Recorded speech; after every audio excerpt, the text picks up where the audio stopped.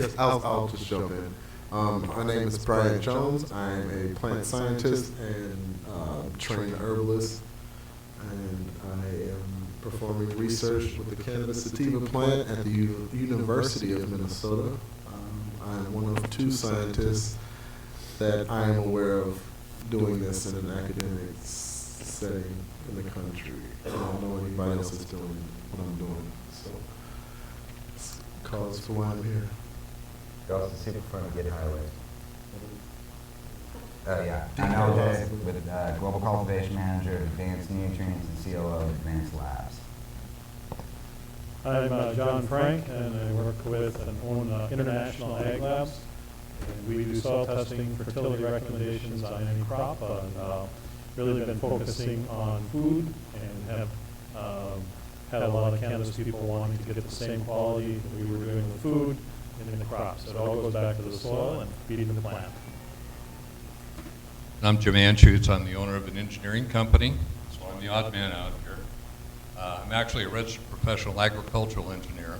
We have a staff full of civil engineers, and we have worked with agriculture here in California for the last 40 years, supplying them with engineered delivery systems or irrigation systems. So now I have clients in the cannabis industry, especially outdoor grow, indoor grow, and we design all of the plumbing, irrigation type equipment in order to distribute the products that these gentlemen supply as effectively as possible. Great, thanks for that. And I'm Harry Resin. Welcome. So essentially, I think we should get right to it here. This is the write-up for the presentation or the talk today. I think we just cut right down to it: conditioning the soil and facilitating plant health. Go. No. So I do have a question that actually James provided. We'll start with one of yours, because I think that that'll be a nice one to get the ball rolling. So, how do you ensure that the nutrients you want are delivered and uniformly supplied? I think that's a really good start for getting into where we want to go. Okay, well, the art and all the magic is actually supplied through nutrient delivery to the plant.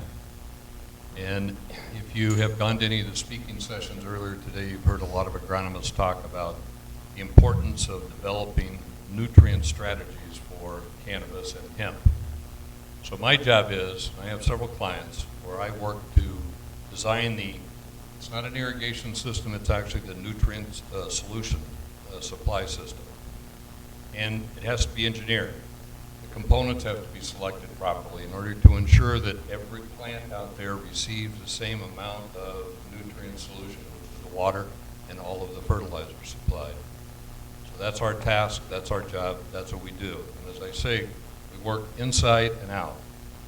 So in answer to the question, how do you do that? Everything has to be engineered. Most people that I've seen moving into the cannabis business are not from the agricultural sector, and they see it as a watering system. So they pick up the watering system in the local landscape shop and lay it out. But it's extremely important, especially from a delivery standpoint. They irrigate very frequently. So if you fill that system up very frequently and then it drains, you're losing all of that investment you've made in order to deliver those nutrients. So we have a technique to ensure that that system stays pressurized and delivers the water and the nutrients effectively and efficiently to every one of those plants. Great.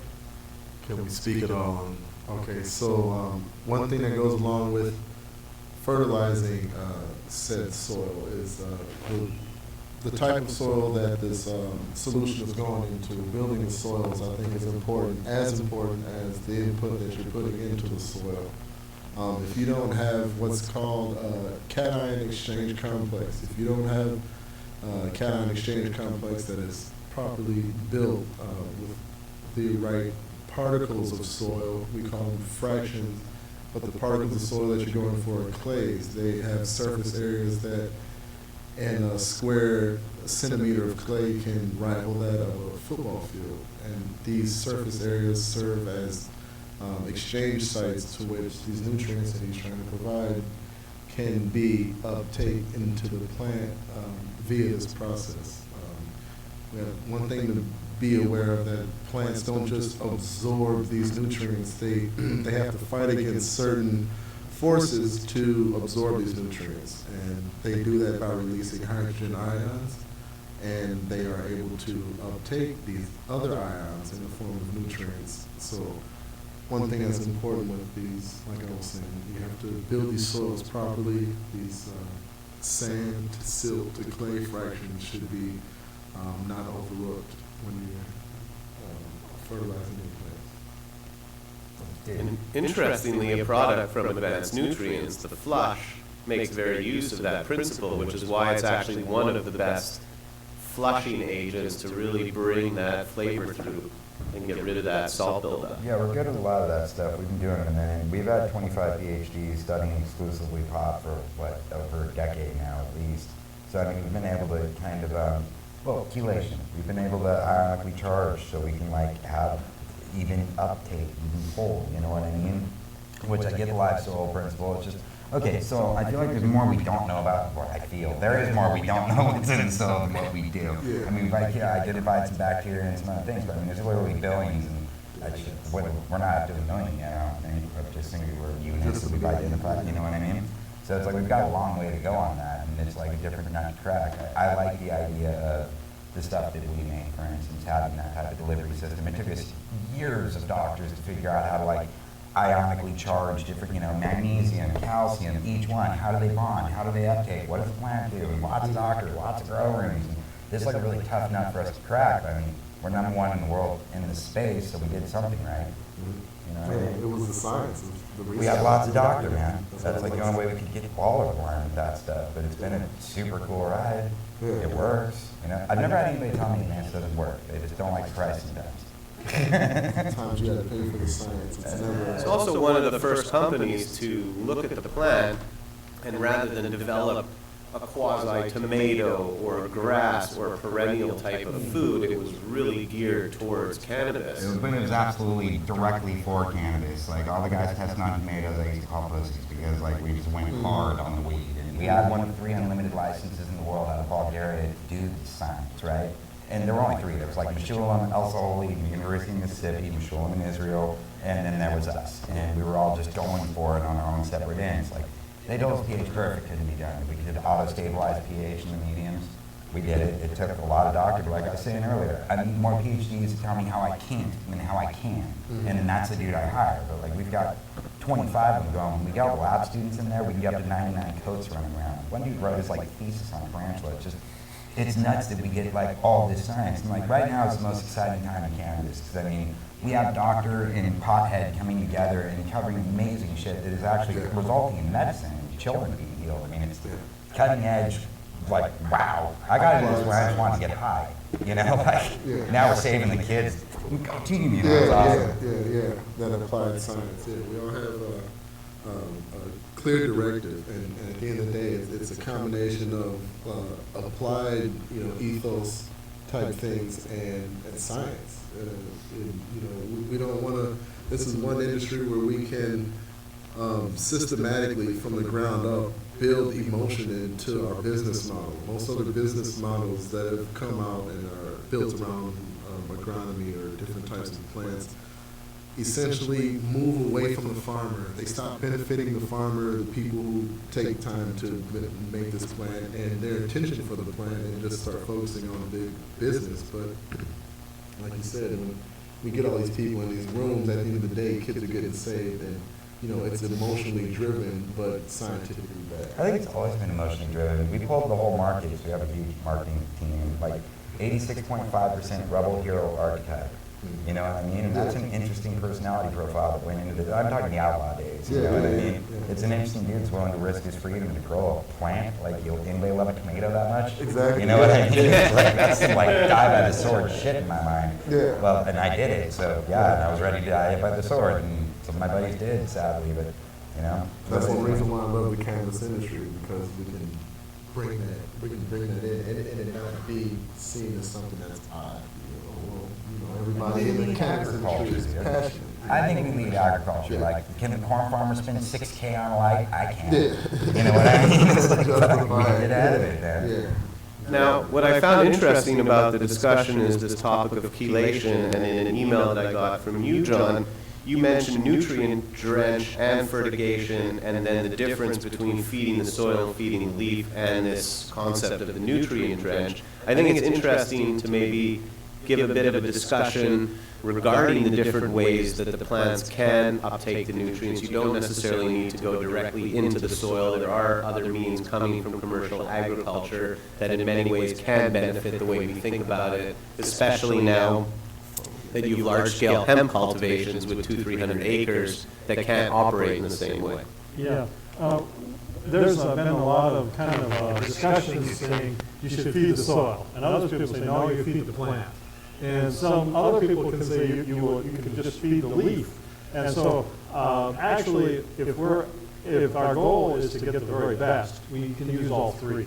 And so feed the soil is where you look at the soil with the soil test and you see where the deficiencies are. This can be a growing medium as well, or potting soil, and you start addressing the weaknesses of that soil. If there's not enough copper, you put it in. If there's too much potassium, you formulate it with a little bit less. That's feed the soil.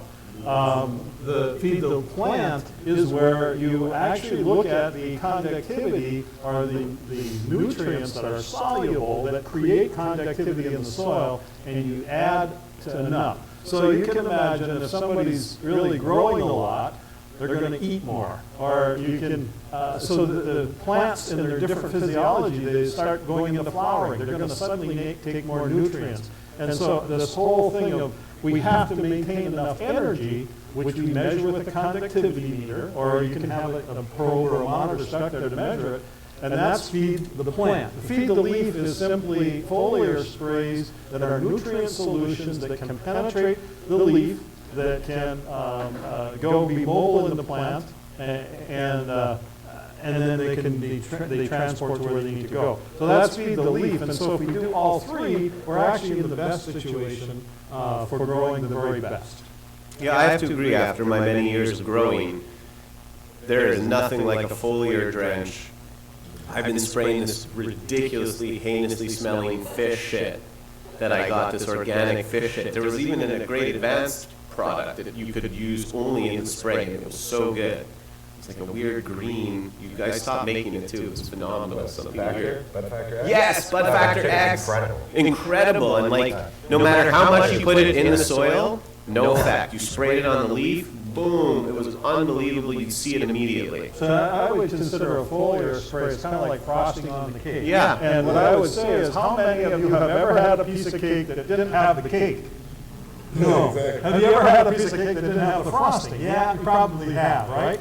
And so we want to build the foundation. That's the soil, and that's keeping up the energy with the drenches, or the fertigation, the conductivity of the soil. And then when you do a foliar spray, then the plant will respond very well. It really builds on that foundation, so there's energy to do what the foliar spray just told the plant to do. Yeah, no, very interesting.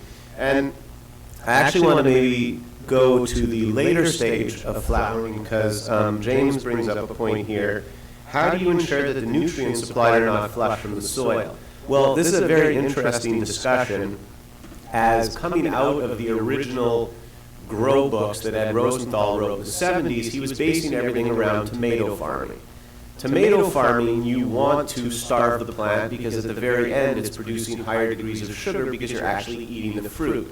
I don't know anyone that harvests their bud and then takes a bite out of it like you would a tomato. So the idea is, unless you're really somebody that's dying, we as humans constantly need to be fed, including the plant, especially at the very end.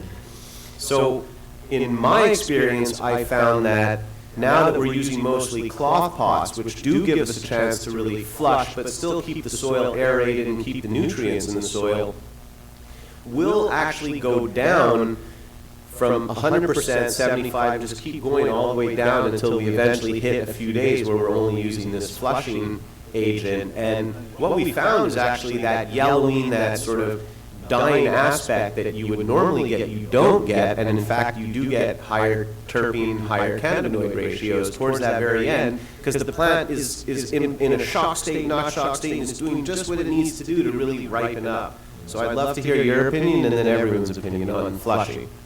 And one of the things that we do, and I work primarily with a customer out of Santa Maria here in California, and they are agronomists. They've been agronomists in agriculture, so they've developed these growth curves relative to nutrients and water over the last 20, 30 years because we've been growing food.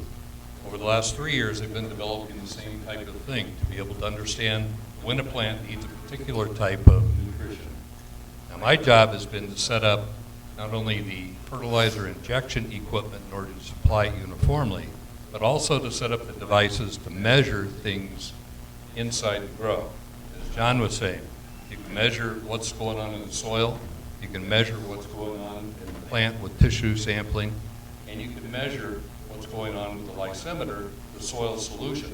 And that's typically where the plant takes a majority of its nutrition, is out of the soil solution, whether it's inside or outside. So we have both a delivery system and also a monitoring system. So we have a roadmap for what we'd like to accomplish, and then we deliver it and we feed back. And over the last 3 years, we've continued to tweak that nutrition cycle in order to meet specifically the cannabis. Because for every other crop, tomatoes, almonds, pistachios, head lettuce, broccoli, everyone has a different stage of nutrient requirement. And also, as you said, like with wine grapes, there's a particular time that you want to stress them in order to produce what you're trying to produce. It's the same thing with the cannabis. Cannabis is no different than any other crop. We just don't have that much experience with it now. So utilizing an agronomic service to help you to develop that crop nutrient usage is extremely important, but deliver it uniformly and also measure it to understand what you need to do at that particular point in time of the growth cycle.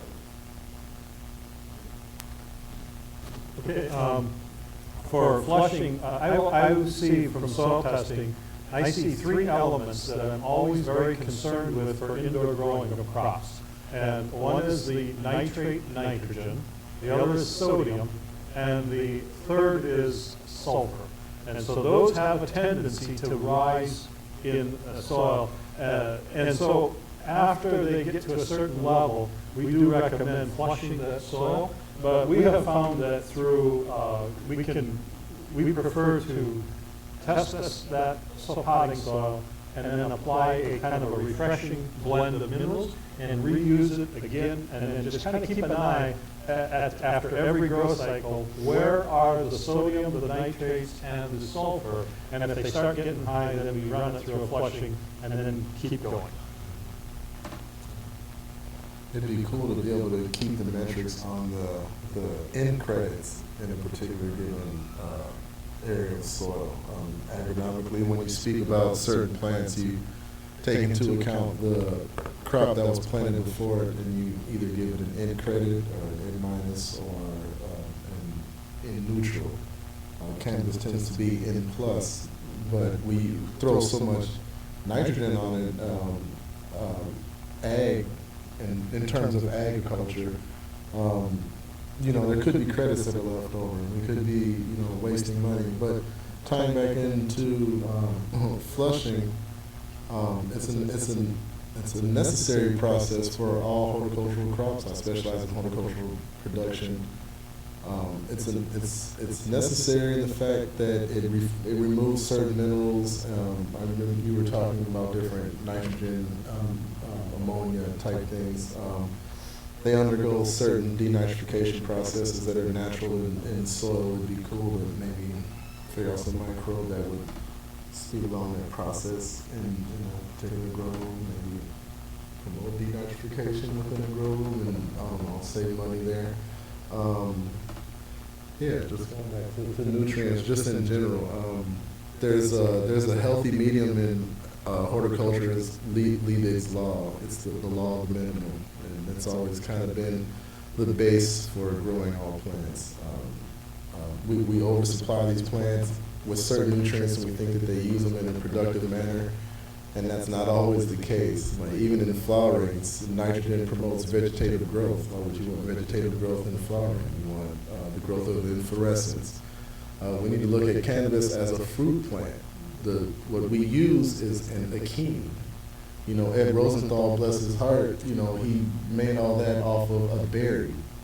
Tomatoes are berries, you know, they have totally different nutrient requirements. So looking at this plant for what it is, you know, we should be able to develop, like they have in advanced nutrients, you know, just ground up, full sundry of beneficials for this type of plant. We create our own beneficial bacteria, strains, and keep them separate. So when you analyze other people's products, you can literally see like biological war happening inside of it. You know? Not every time a fungus meets bacteria and becomes a hormone, is it a good hormone?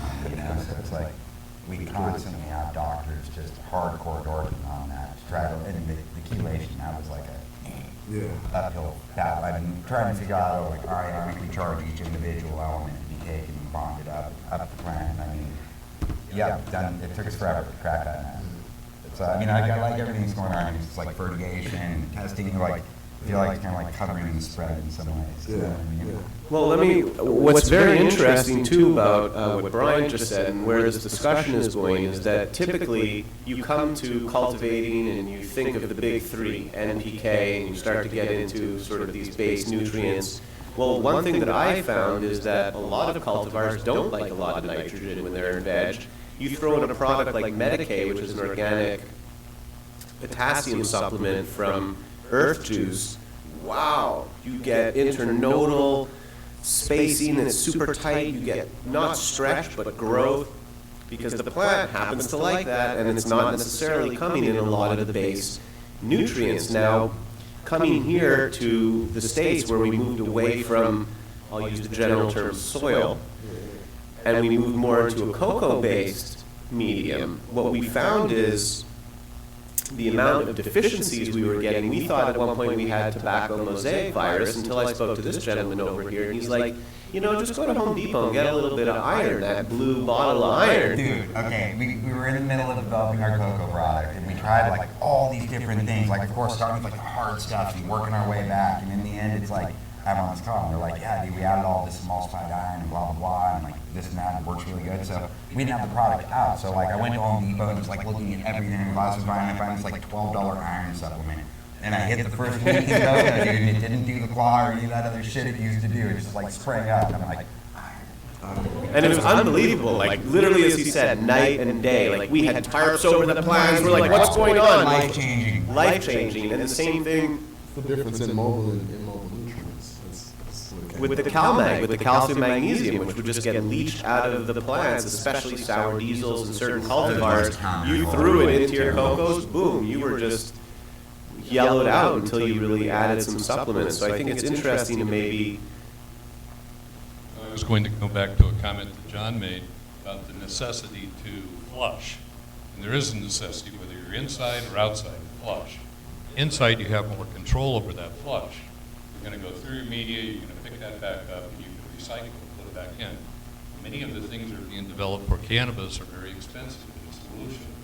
We need those types of products. Now we're moving outdoor into the hemp production.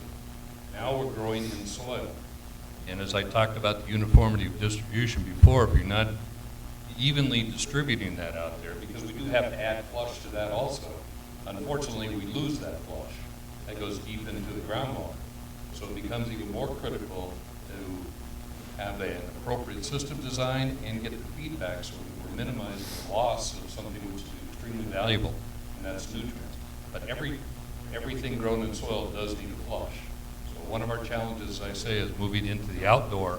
We need to gain all the experience we understand indoor from how to supply exactly what they need at the right time and not overdo it. So that we don't add to the problems that we have in agriculture right now is flushing those nutrients that we put into the soil below the root zone, and it's gone and into another environment called the groundwater. Yeah, absolutely. And as well, if you look at a lot of the cannabis that's being grown in Northern California now, I'm usually quite weary of it because you'll roll up a joint, bud looks amazing, and it just burns into a dark black ash that's just so full of nitrogen. And what I like to do is, because I smoke a pure joint, I'll ash in my hand and then I'll eat the ash. Eating the ash will give you the taste of what the nutrient profile was. And you can really start to gauge and taste what the farmers are doing. And now with this concept of terroir and this idea of using the earth to create its own profile as well, flavor, a lot of cultivators are finding it hard to flush their plant. And unless you have a living soil that really breathes and can break down all of these products and chelate everything, you end up with a terrible product. So right now it's very important for these outdoor cultivators to find the best medium as well, to not potentially infect the runoff water, and then all of your water is going to be potentially full of these chemicals. I'd like to follow up on that. Yeah, please. A long time ago, back in the 1800s, there was a chemist by the name of Julius Hensel, and so he wrote a book called Bread from Stones, and he had a whole chapter on tobacco. And he said when you see tobacco and you smoke it and the ash is very white, it's a very good tobacco. And it's all the minerals that were taken up into that plant. And if it's dark colored or coalish colored, it's very poor. And so what they found was when you overdo the compost or manure, you get a lot of nitrogen, and the ammonia can come up into the plant, and it creates ammonia compounds. And what's not coming up is the earth minerals. And so if you have those earth minerals coming up, you're going to have a far better tobacco. And what you're saying is the same thing. You're going to have a far better cannabis as well. Fascinating, and literally the same. The whiter the ash, the cleaner the burn, the cleaner the flavor, Exactly. every time. And you will taste, that sort of chemical cleaning product. If you taste that ash and it's super dark, you'll get that taste 100%. It's literally the same thing. Tasting ash. That's really good though. That's a good strategy. And I really prefer, what I have found is I don't really like a lot of compost and manure in the program, even for organic production. If I'm going to go with organics, I'd much rather work with various geological deposits, that is rock powders of various kinds to provide the mineral. These are fresh mineral, and they make the plants a lot healthier without an excess of nitrogen. I agree. The guanos, the back guano is phenomenal. A lot of those more harder poop-based supplements than the manure I find work way better. Manure is just too heavy. But we are overmining our source of phosphorus. We need to realize that the P in that little NPK is about to become very, very valuable sooner than later. And people want to realize. So we need to find different sources for our phosphorus. You know, we put out a huge report on that from like all of our doctors years ago called the Phosphorus Myth. And it's because all those guys have that late stage, 0-20-20, 0-30-30 shit that they're like, oh my God, this is what we need. And we disproved it. I mean, tracing like 4 plants through every week, like, whereas phosphorus, like marijuana's an accumulator plant. It'll uptake anything. So they were using like what Chernobyl leach radiation out of the ground. Incredible. You know what I mean? But like, yeah, so she's like, you know, she'll take up anything that way. But it was not that way, sorry. No, but in any case, like the phosphorus myth, basically what we demonstrated, those high levels of phosphorus were no good for the human ingesting, because phosphorus is the vehicle in which all other heavy metals hide. Like, I mean, picture Oklahoma, like 2012 was evacuated because of zinc in the water. This has real consequences, you know what I mean? And we did that on purpose, like that was our IP. We didn't want to just release it for kicks. It was to try to back all the other fertilizer companies off, like killing our client, you know, like, yeah, take it easy on the phosphorus guys, which was not needed. So what I'd like to ask is a sort of final question, then we'll go into some questions from the audience. In your guys' best opinion, what would be, I mean, I know for LJ it already exists, but what would be the ultimate feeding regimen? What would you see as, hey, this is actually, now of course, per cultivar you're going to start to see that there's variations with that. I'm speaking about a more overall, broader stroke type of situation. So would that be a nutrient that you add in? Would that be an amended soil where all you're giving is water, just free flow? From a Puritan standpoint, I'd say anything that, if you're adding anything, it's outside of water, then you probably, you know, plug it short. You've already missed the ball. So I would say the golden medium would be something that you don't have to add any inputs but sunlight, and remember to water when it doesn't decide to rain. That would be the optimal. We tried that a few years back. Yeah, It was more than that. Yeah. It worked. It was cool. Yeah. Like, I don't know. It was like perfect. So, I think I'm already as close as I can be, but there's more we don't know about this plant than what we do currently. There's more we don't know about soil than what we do. So, I mean, that's like a way out there. Like, Give me another 25 years of research, 50 more doctors, another 100 mil, and I'll see where I land. Yeah. Just looking I think today I'm making the fastest car in the race, though, because well, the market spoke, and I am making the fastest car in the race. I mentioned earlier that there's not a shortage in this, on the earth of energy. We have energy every day, it comes in, so there's no problem, in my opinion, of using energy. And we don't have a problem of resources. This earth is full of geological resources, and so there's not really a problem to use resources. Yes, we probably should figure out ways to reuse and recycle, but there's not a problem to use it. And what I said, and I still believe, we have a problem of stewardship, or of applying the knowledge that we can get and then applying it to growing. So we have the potential to grow outstanding.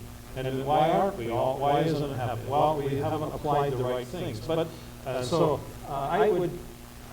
think to try to get something without any inputs, just a potting soil by itself, or just the soil, is difficult. And it's going to be, I wouldn't, as a consultant, I wouldn't advocate that. I would advocate what I know is going to work.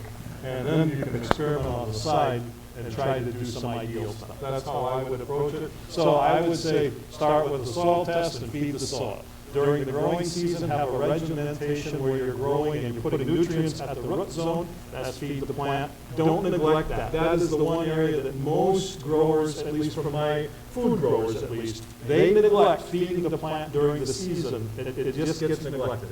And then the third thing is for optimum, go ahead and feed the leaf. So I would do all three personally.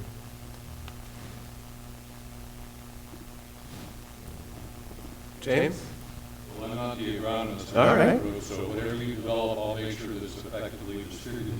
And in my association with ALC out of Santa Maria is learning how that plant grows and what its needs are at different stages and eating that. I think that's one of the critical things.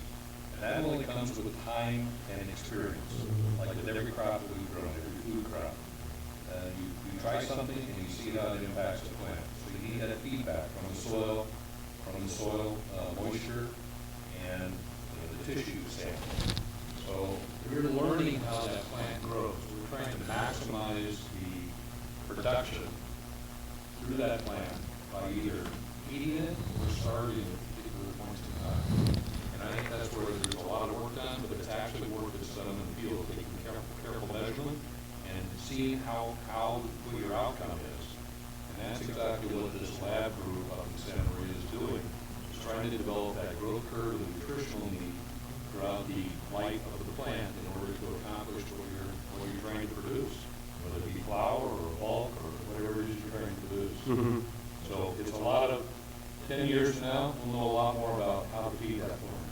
I think too, this concept of machine learning and sort of looking at a per cultivar recipe that over time we slowly start to see as we gather more intelligence. I think you made a good point, LJ. The amount of knowledge that we don't have regarding the plant and how it works far surpasses what we do know. So it'll be interesting as we catch up where scientists such as yourself are doing more research.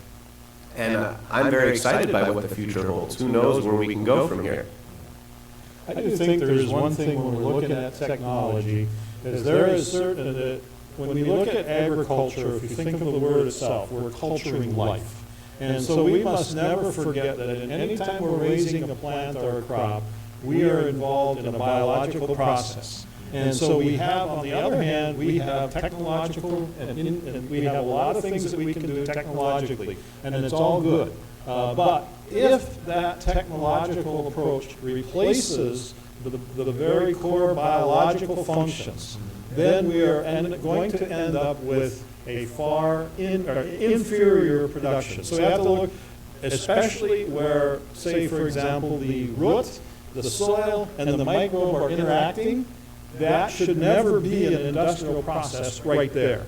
Okay, now we can use industry to do engineering, to do manufacturing, to do application, that's all good. But it shouldn't be to replace the biological process where it's most critical.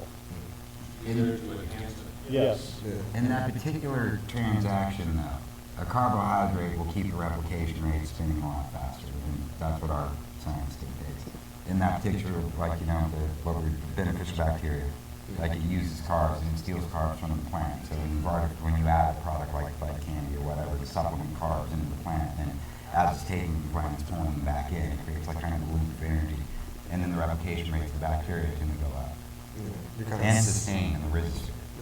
Kind of sequestering that Well, positive. yeah, I mean, a carb for bacteria that love it. Come nuts That on makes that. sense. But like you were saying earlier, that element of stewardship, we can see that we have an issue with this in our country because outside of the NOP standards for organic, stewardship is not written in anywhere. It's not monetized. There's no benefit to being a steward when you're in agriculture outside of organics. This is why we can see now that the organic market is growing exponentially higher than any food market right now in comparison. And that's because I think the public is benefiting from the stewardship that's embedded in the ethos of organic farming. Like you said, it is cultivations, and we kind of approach cultivating in modern society as what we need to supply the plant, when we really forgot that at some point we just kind of need to coddle what's already happening. We need to facilitate what's already going on. We don't need to supply anything, just sit back and kind of let it happen, and that's what you mean by the cultivation part. I mean, you take like that strictly analytical point of view, like I've seen a lot of doctors who just aren't excellent pot growers, you know what I mean? Like there's still that like love factor, you're like, God, I can't wait to smoke you. If it's like just for testing, you're like number 37, and I just don't really give a shit. Like, I don't know, you can see it manifest in the plant, can't you, dude? Yeah, Like, totally. you see guys that grow plants that just don't care about them, and it's like, well, She you know. knows. She knows. Yeah. She always Well, I think knows. love's part of it, not to go too hippie, but it's She part of always it, knows. you know? The women always know. So Mark, Gary, I wanted to make a comment. You brought up the word stewardship. Right now, in this industry, we're looking to agriculture to help us develop this crop. We're relying upon the experience that they have there and all the expertise that they have in that industry.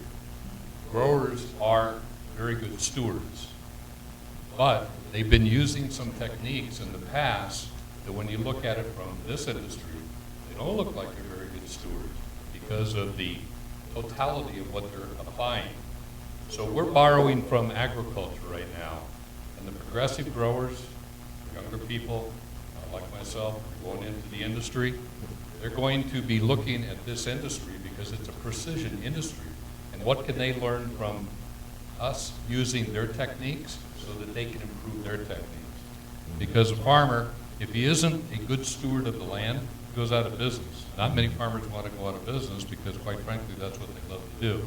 So the sharing back and forth, we can help one another, and them in particular continue to be good stewards. I agree. So there's a symbiotic relationship here between this industry, which is very high technology, very precise. What we're going to learn, we can lend back to those people that we're using some of their basic research now. There's like a breath of fresh air. but- Yeah, well, you make a good point, James, because if you look,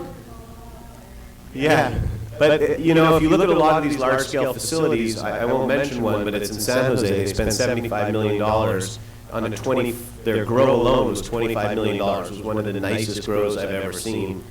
Literally the worst cannabis I've ever smoked out of my life has come out of that facility. And I was like, hey guys, you're in this to make some money. Like, do you want some tips? Like, I could just give, let me have one of your rooms. You had a test room just for free even, just so that you can make better product that I can enjoy. It's painful.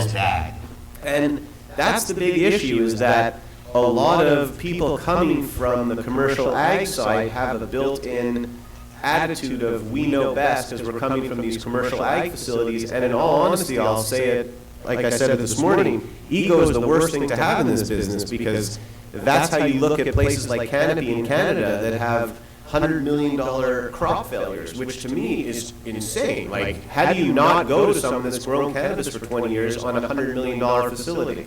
The amount of knowledge that we're learning about growing plants, dealing with the cannabis industry, is tremendous. It's now our job to share that with them. Agreed. Brian, I didn't mean to cut you off. Yeah, I was saying, when you look at the benefits that cannabis has brought to modern society, I mean, when you look at all our other ag crops outside of like founder species crops that we all eat and consume on all continents, we really haven't had to reinvent the farming wheel. We really haven't had to until now because everybody's using cannabis. So it's like we're kind of we're re-looking at how we our agricultural practices. You know, how we've been approaching these things, that we just kind of just let these wheels just spin long for the past 100, 200 years because we're comfortable in our eating regimens. Whereas now we're reintroducing a crop that frankly was a food source for us for a long time, and we need to figure out how it can be a food source for us again. But with that being said, we're having to reinvent the wheel kind of on something that we're super familiar on. So it's really exciting that something like agriculture and cultivation can be looked at from a new scope. You know, we've been doing it since the dawn of time, but now it's kind of like we don't know what we're doing all over again. So it's cool. It's a side effect of cannabis. It opens your eyes, no matter what that is, to tolerance, to cultivating better. It really, and now it's going to also have a reverse effect where it's going to help agriculture. Now we're going to work together, whereas before we couldn't come out of the shadows because we would have been arrested. One of the interesting things, I was talking to a group of the exhibitors there, and they were talking about there's very little food that is sourced of the cannabis-infused food. And because cannabis in California has such a high level of testing for pesticides, that the food part is failing to meet it. Which means we've been eating a lot of stuff that's got a lot of contaminants. Which is, I believe, why the organic movement is growing so fast, is because people want toxic free. So this industry can actually be improving food production. It has the potential to anyway. Yeah, that would be amazing. I always found it interesting how you could go and pick out an apple from your grocery store and run it through the same tests that are necessary to put cannabis on the shelves. For you to just put it in a bowl and vaporize real quick, it wouldn't pass. All your food in the grocery store would not pass the standards that we use to just recreationally use this plant. And it's like, but we eat this stuff. And I think that we would be surprised if we put the organic food into that mix. We might not be finding as much as we would like to see there either. Absolutely. We would see a lot that would fail. But that's what we're talking about, the sundry effect of the cannabis, what it's doing to our society is that we're being forced to relook at these things because now they're in the light. It's like now somebody can be like, well, I just bought lunch and that wouldn't pass the QA test that I just smoked this doobie. That shouldn't be. I heard you make a comment earlier, and I thought it was a great comment. Most people think about cannabis as something that you do smoke, which you do. But all of the wonderful things that are coming out of now, the legalization and all of the money and the research that's going into the development of that product, I'd really love to see more marketing to the public, the benefits that are on the horizon of this product that we're learning how to grow, because it is phenomenal. Some of the few opportunities I've had to sit in front of some of the research scientists that are growing these products for medication, it's incredible. It's incredible. I think that's a very important thing for people to understand. I mean, when I first got involved with this, people would say, how could you possibly supply services to that industry? Well, this is why I can. Yeah. This is why events like this are so important, to really educate the next generation, educate people, and to sort of spread the word in a forum that's very open. And we need to reach out and bring young farmers yeah. over here to understand that there's research being done that can be applied to what they're currently doing. Absolutely. So, should we maybe take some questions if there's still some time? Feel free to raise your hand. Anyone? Just going back to flushing, like what is the best way to do it? Just cut up all your nutrients or kind of bring it down to half dose, or how do you guys actually flush your plants? What's your medium? Cocoa. With just cocoa perlite? Cocoa perlite, yep. So like what was it, cloud air mix, whatever it is? Yeah, aeration. Sort of right, depending on how aggressive you want to feed. Sodium phosphate is that used for that safe flush? What, our stuff? The flaw's finished? Yeah. I can't really remember what's in that. Just, it works great then. Works great. Flawless finish. That's what I would recommend. Flawless finish, yeah. If you want something cheap, distilled water, horticulturally, that's always work. Rainwater. Yeah, we would use, for flushing soil, we would use 12 inches of water and just flush it through. Dude, I had to break a room like, in a day, and I used that flawless finish like one day before. It's still all white ash, dude. Like, I didn't even have to go through the water flood. It's nuts. Which comes back to that point that I think you don't necessarily need to spend 10 days flushing your cannabis if you've given it the right regimen throughout, I think.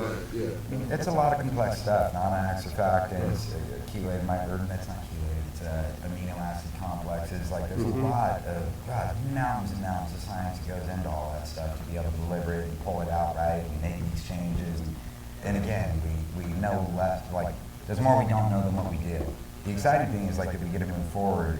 Now that doctors have come into this with the potheads, like, you know, we're trying to find our ground, but we're all figuring it out, and like, we're gonna see huge leaps and bounds, because nothing else pays agriculture like pot does.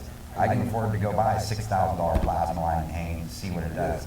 The guy growing corn can't. That's what I You tell know, people, so we like, can just buy, lead agriculture that way, and we always have. It's just now we can do it openly without worry of, you know, getting arrested. By weight, I mean, when outside of like saffron, where you're just pulling just the styles of the plant off, you know, and you're harvesting those. Like by weight, this is comparable to gold. I don't understand why every university, I said this before, is justified with having its own breeding program for cannabis. It's that important. It would be cool, like, okay, so the cannabis seed is 50% protein.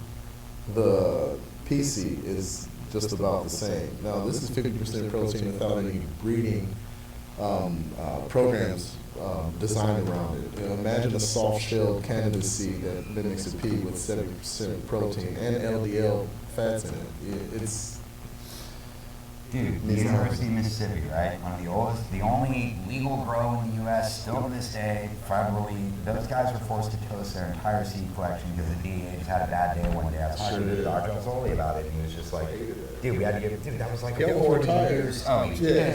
That was like a 40-year seed collection, man. And it's just, it's nuts, like the way the government, I don't know, the same government says there's nothing bad medical about the plant, patented everything medical about it in 2002, right? That's like me patenting honey or oxygen. Absurd. Yeah. Whatever. Could you guys provide some insight regarding heavy metals? In more potentially marketing or conjecture, in California we deal with, as a cultivator, ridiculous levels. We've used everything from rock wool to cocoa, and now we're using soil in a perlite mix. It's the level in which they're testing. I get that. It's typical California. All of the things are egregious levels, be it pesticides and so forth. Have we addressed heavy metals and how to mitigate or eliminate that? And I give it the preface of, I heard, we were on cocoa, and we're told that cocoa carried a heavy metal. Obviously, the plant's a hyperaccumulator and all that. I also learned last week that rock wool has a potential issue with heavy metals. So if you guys could maybe address that, or any best practices around mitigating or eliminating that. Say, do your research and spend the time to get a plant scientist to come in and actually look at the environment that you're cultivating. Effectively, I'll tell you a story. We had made a rosin distillate from a garden that was in Monterey. It passed its pesticide and heavy metal test as flower. The bubble hash passed its test. The rosin passed its test. But the distillate that we made from the rosin, not using distillation, but using a rosin-based technique, failed. It failed for a 1970s termite pesticide that is no longer in production anywhere except for in China. The tips of the pens were wooden, so we thought that perhaps there was a correlation there. No. It turned out that this was a prefab greenhouse that had been in existence for years, probably 30, 40 years. And in the 70s, they had used this pesticide, and it had leached into the wood columns of the greenhouse that was now off-gassing into the cannabis. Now, there's a mystery for you. Figure that one out. So, it's really difficult in some cases. It's like such a ridiculous number. And like, what was that thing the guy was telling me? Is like, if you buy a pound of weed and it tests bad, then you've got to destroy it. And the only other thing I'm aware of that's treated that way is plutonium. Like, am I building a nuclear device or getting high? It's nuts. It's nuts. You can go into a supermarket today and buy a box of Lucky Charms cereal. Definitely. The third ingredient in Lucky Charms cereal is the same ingredient found in paint stripper. Yeah. Now, you're going to give that to your children. I grew up on Lucky Charms cereal, you know what I mean? Imagine how smart I would have been without. I'd like to address your question. Heavy metals. One of the things that there's been some research in the past done is that if you have a potting soil or a soil that has got an adequate or abundant supply of two things, you can mitigate a lot of the pickup of the plants not picking up the heavy metals as much, and that is silicon and calcium.